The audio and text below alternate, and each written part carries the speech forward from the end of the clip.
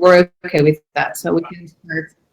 Okay, so let me open this session decently in a more formal way. So good afternoon, everyone. Thank you for being here, both the participants online and on site.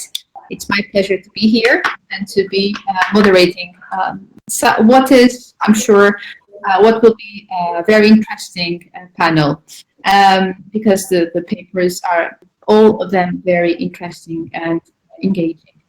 So I'll introduce us first, and Letizia Singanotto, sorry for my bad pronunciation. Let me just briefly introduce you. So Letizia Singanotto is a researcher at INDIRE, the Italian Institute for Documentation, Innovation and Educational Research. She graduated in foreign languages and achieved a PhD in linguistics, discussing a thesis on CLIL methodology.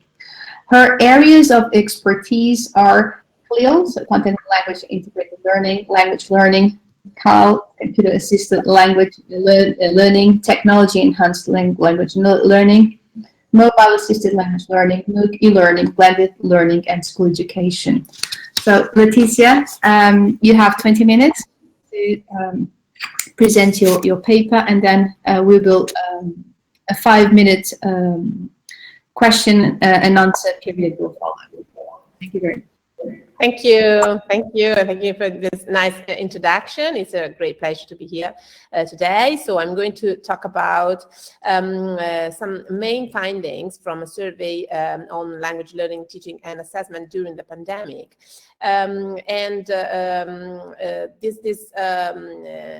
These are just some of the main results and the main findings of report that is going to be published by INDIRE, my institute.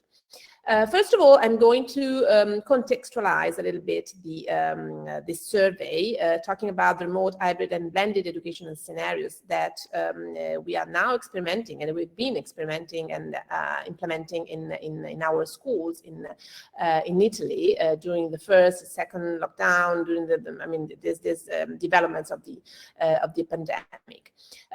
Starting point is one of my favorite acronym, one of the two favorite acronyms, DSL and DFL, Digital Second Language and Digital as a Foreign Language, by David Marsh, that just outline the context of our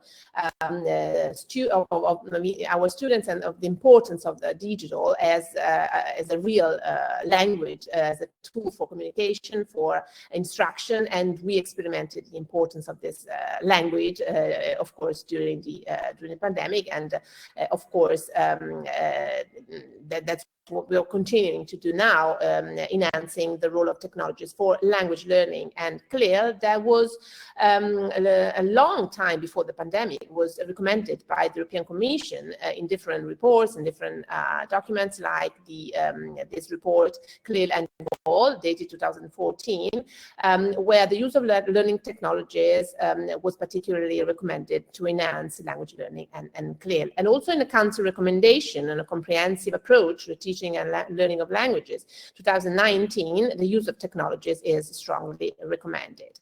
So this is the framework. These are, the references about the use of technologies. So it's the research areas like CALL, computer-assisted language learning, TEL, technology-enhanced language learning, MOL, mobile-assisted language learning, so the different evolution from the computer to the mobile devices for language learning, and then one of the latest trends, iCall, that refers to artificial intelligence, and of course is one of the latest research trends. During the pandemic, we experimented the role of technologies, the role of the web, to enable us to rediscover what we've always known about being human. We are connected creators in a connected world about which we care passionately. So the web during the pandemic showed us how it can connect, and also this is the worm aspect of the relationship that during the pandemic was so difficult due to the physical social distance, but through the web we could also connect, and we could also with our students foster a human relationship apart from the educational relationship, of course.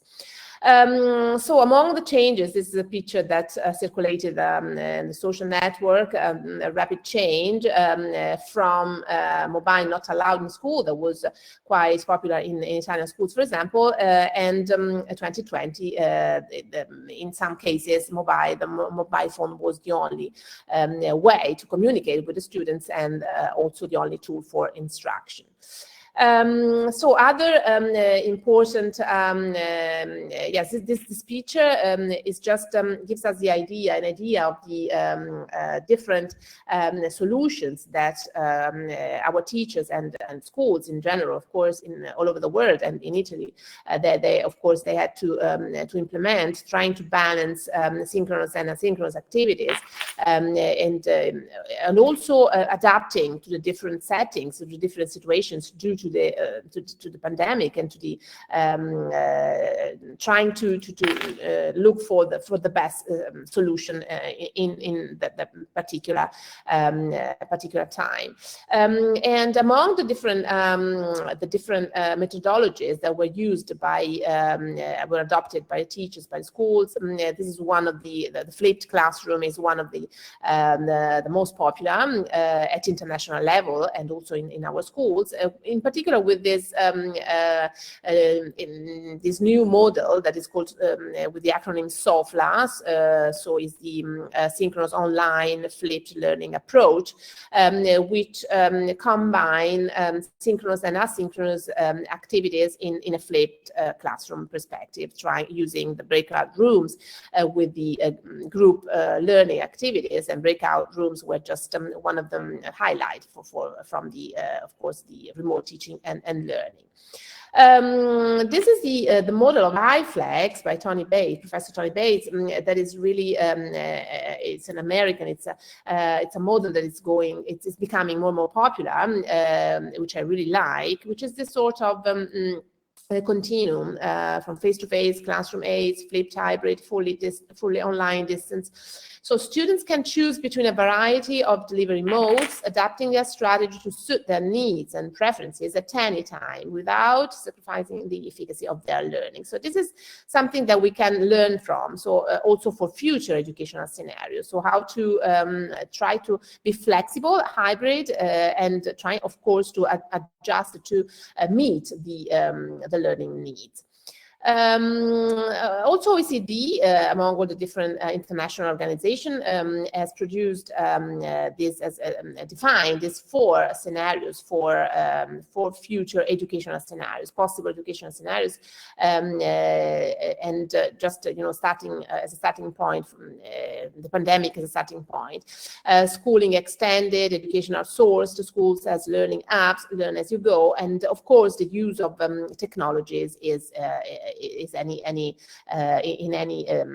all of the scenarios, and in this volume Back to Future of Education, of course the use of technologies is provided till one of the most advanced solution anywhere, everywhere, with artificial intelligence and so on.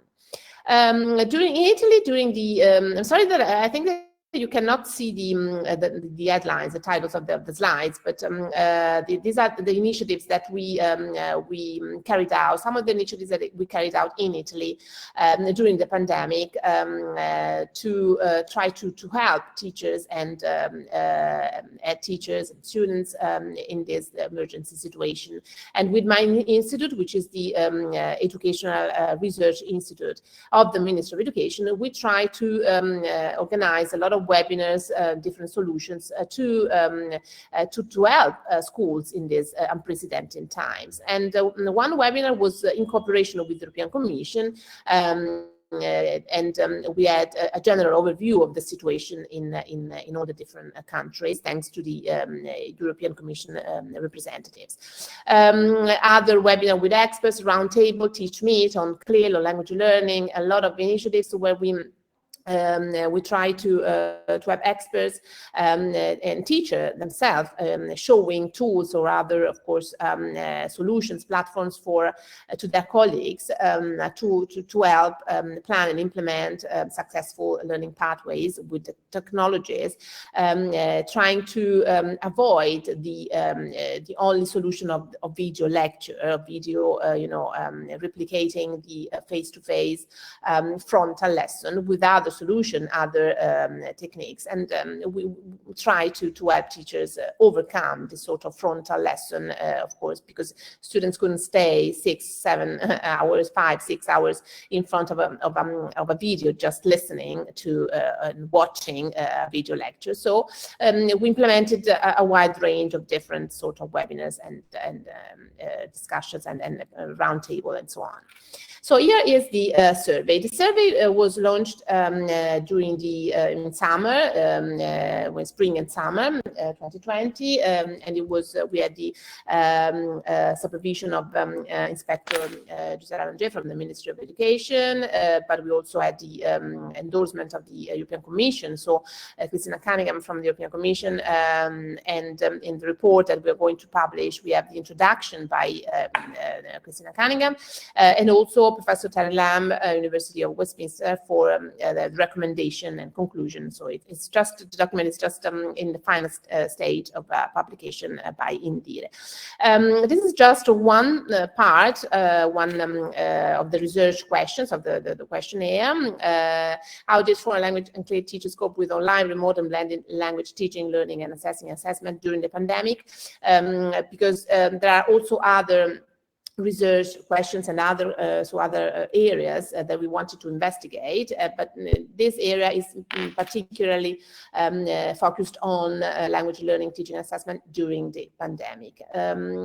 So the participants, the respondents, the Italian respondents, because it's an Italian survey, were 2,805, mainly foreign language teachers, but also CLIL teacher, and 9% both foreign language and CLIL teacher. It was mainly addressed to language, to teachers, educators dealing with language learning and CLIL. They were teaching at upper secondary education for 41%, but also a small limited numbers of respondents from pre-primary, but primary 25% and lower secondary 31%. So I'm just highlighting some of the questions and of course the graphs related to the answers about the organization. For example, the organization of lessons, so both synchronous and asynchronous for the majority of the respondents, both of them. So trying to balance, that was our mission, to try to look for the right balance between the synchronous and asynchronous, using different methodologies, different techniques. What kind of platform? The platform for the majority of the respondents was the platform used by the school, and this is very interesting and positive data, because at the beginning, of course, they were just the teachers tried to use any tools that could be available, that could be the first immediate way to get in touch with the students, also to apart from teaching, from instruction, but to get, as I was saying, to keep the educational and human relationship, the contact, human contact, and there is of course the social, emotional side, which is so important for learning as well. Then the conference, among the web conference tools used, Google Meet for the 54%. But I mean, in this, of course, there was also often a choice made by the school, and it was just I mean, there were so many tools offered. The platform used for asynchronous activities, the G Suite in this case, for about 50%, and more or less 50% used specific web tools for languages in distance teaching. So there was a question aimed at trying to understand if there was a specific planning for language learning with specific tools. Which language skills have you found challenging to develop in remote teaching? So the most challenging skills: oral interaction, listening, or production. We try to want to distinguish oral interaction or production, because of course oral interaction, so speaking, interacting with interlocutors, probably with the breakout rooms or other solution, or maybe with virtual exchange programs with other schools, with other peers, was quite challenging due to the limits of the constraints of the technology, and this is of course also has to do with the lack of physical presence, and all the what it has to do with the non-verbal communication, with the body language, proxemic, and so on.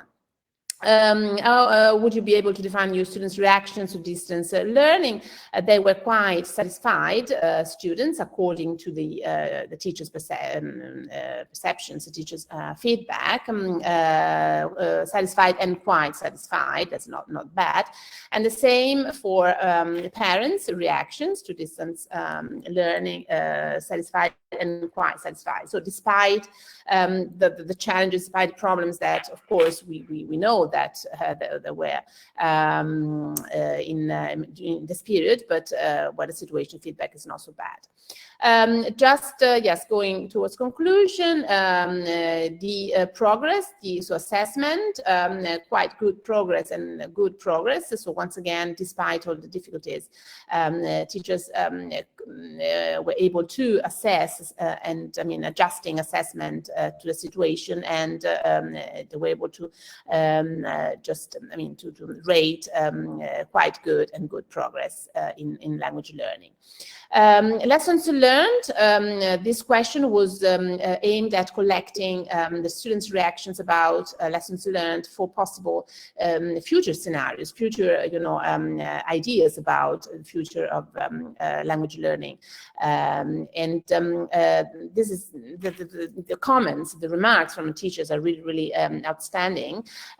These are just some examples. The need to use more innovative web-based methodologies. I think I will go on using online tools to monitor the students. So teachers found out a wide range of new tools. They discovered, find out a new world, let's say, of web tools and different platforms that will be useful also, of course, in the future.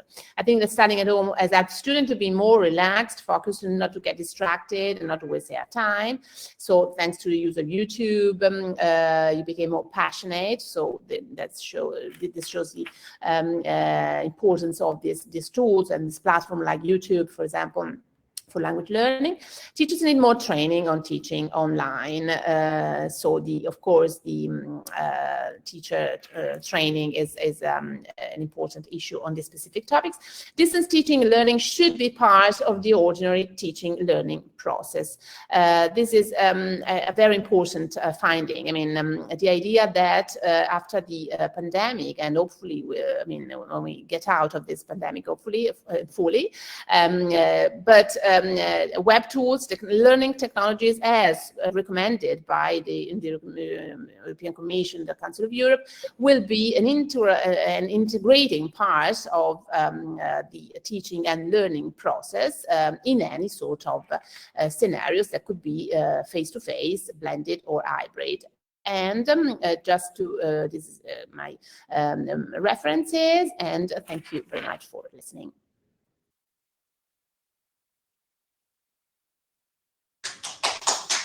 Oh, wow, thank you. Thank you so much, Leticia.